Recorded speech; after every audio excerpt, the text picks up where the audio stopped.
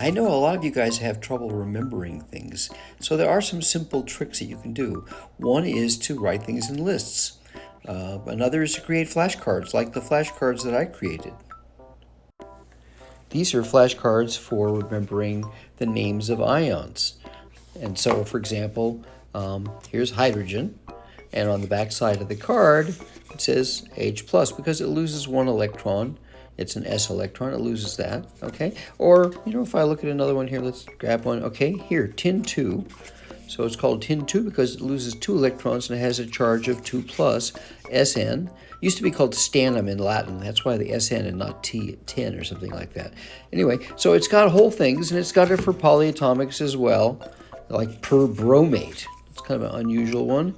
Okay, that's going to be BrO4. BrO4 minus. And it shows the Lewis structure, and it shows its Vesper shape, and so on. Okay, so in addition to that kind of thing, you can also do it by telling stories. All right, so imagine you have a kitchen, and in your kitchen you have cabinets. And in certain cabinets, after a while, you learn where the spice is, and you know where to look for it, and so forth. Well, you can imagine a kitchen, and in your kitchen you put various things.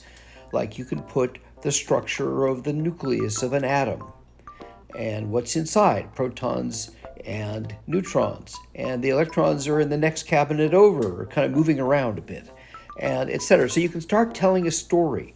That's one way to do it, just like you're trying to remember somebody's name. Okay? Now, when you're trying to remember things in science, then you want to be able to understand not just the fact. That's where you go wrong. Don't try and just remember a fact. Understand how it fits together with the rest of the story the teacher is trying to tell you about ecology or evolution or about the structure of an atom or the nucleus of a cell, and prokaryotic versus eukaryotic, whatever. You want to see how that all fits together. So, for example, if they're talking about a, ribosome in the cell, then you'd say, all right, well, what is a ribosome? And where is the ribosome? And what is its structure? And what does it do?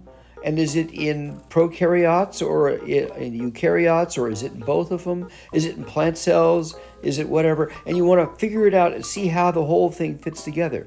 It's a story, which took scientists decades and hundreds of years to figure out.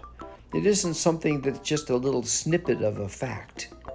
Science is not a bunch of facts. It's a way of thinking, and it has a story. But when they're trying to teach that in a class, they end up not being able to tell the full story because of time constraints. And so they tell a little fact here and a little fact there, and it's up to you to then research it more. But the history of science is fascinating. All right? I hope that helps a bit.